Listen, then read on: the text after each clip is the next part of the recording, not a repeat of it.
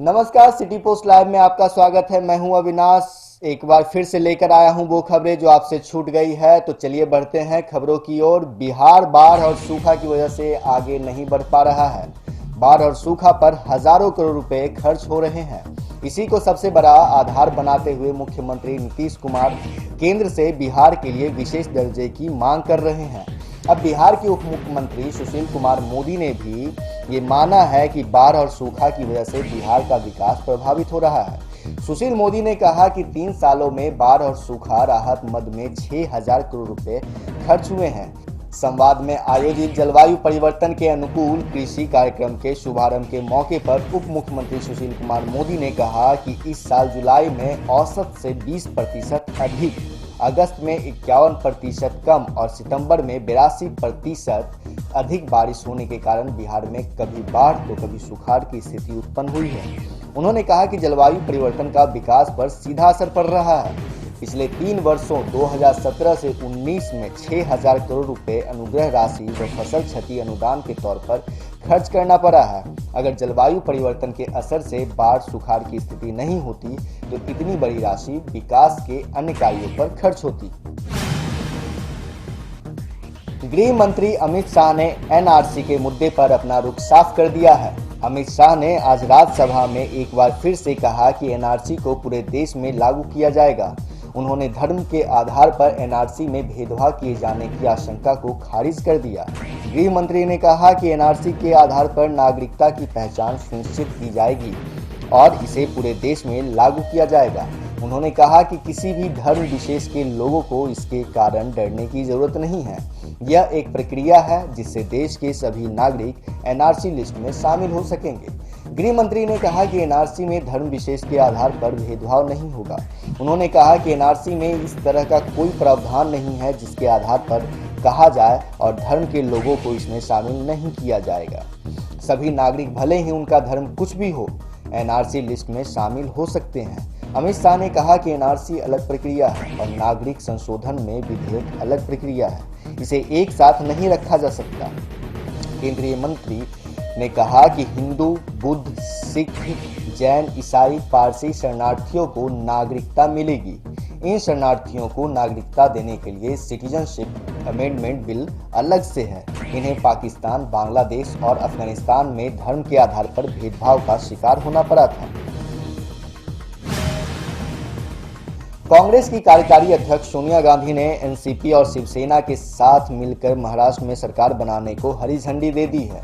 NCP के नेता मजीद मेमन ने इसकी पुष्टि करते हुए पत्रकारों से कहा कि महाराष्ट्र में कांग्रेस, शिवसेना और एनसीपी के साथ मिलकर सरकार बनाएगी। इस पर सोनिया राजी हो गई है। मेनन ने कहा कि साझा न्यूनतम कार्यक्रम अब तक तय नहीं हुआ है, पर सोनिया गांधी ने सरकार बनाने के लिए हरी झंडी दे दी है। हम एक अस्थायी और प्रगतिशील सरकार बनाने की कोशिश करेंगे। हालांकि अब तक एनसीपी और शिवसेना ने कोई ऐलान नहीं किया है, लेकिन सूत्रों के हवाले से जो खबर आ रही है उसके मुताबिक महाराष्ट्र में सरकार बनाने का ब्लूप्रिंट तैयार हो चुका है। वोडाफोन आइडिया और एयरटेल के बाद अब रिलायंस जियो ने भी अपने कस्टमर्स को झटका दिया है। कंपनी ने एक बयान में कहा कि अगले कुछ सप्ताह में वह अपने टैरिफ की कीमत बढ़ाएगी, यानी अब जियो यूजर्स के लिए भी वॉइस कॉल और डेटा महंगा होने जा रहा है। एक दिन पहले ही वोडाफोन आइडिया और एयरटेल ने अपने प्लान्स की कीमत बढ़ाने की घोषणा की थी। दोनों कंपनियों ने कहा है कि वे ऐसा दिसंबर 2019 से करेंगी। वोडाफोन आइडिया की ओर से बयान में कहा गया कि वह 1 दिसंबर से अपनी मोबाइल सर्विस के रेट बढ़ाएगी। इसकी वजह चल रहा वित्तीय संकट है। आगे कहा कि अपने कस्टमर्स को वर्ल्ड क्लास डिजिटल एक्सपीरियंस देना जारी रखने के लिए वोडाफोन आइडिया उचित मात्रा में अपने टैरिफ के दाम 1 दिसंबर 2019 से बढ़ाने वाली है। हालांकि कंपनी ने अभी यह खुलासा नहीं किया है कि टैरिफ की रेट में कितनी बढ़ोतरी की जाएगी।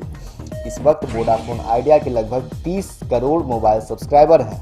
एयरटेल ने भी दिसंबर से अपनी सेवाओं के दाम बढ़ाने का ऐलान किया है कि दूरसंचार क्षेत्र में तेजी से बदलती टेक्नोलॉजी के साथ काफी पूंजी की आवश्यकता होती है। इसमें लगातार निवेश की जरूरत होती है। इस कारण यह बहुत जरूरी है कि डिजिटल इंडिया के विचार का समर्थन करने के लिए उद्योग को व्यवहारिक बनाए रखा जाए। इसे देखते हुए एयरटेल दिसंबर महीने में उचित दाम बढ़ाएगी। मुंगेर पुलिस को बड़ी कामयाबी हाथ लगी है। पुलिस ने बड़ी कार्रवाई को अंजाम देते हुए हथियारों का जखीरा बरामद किया है।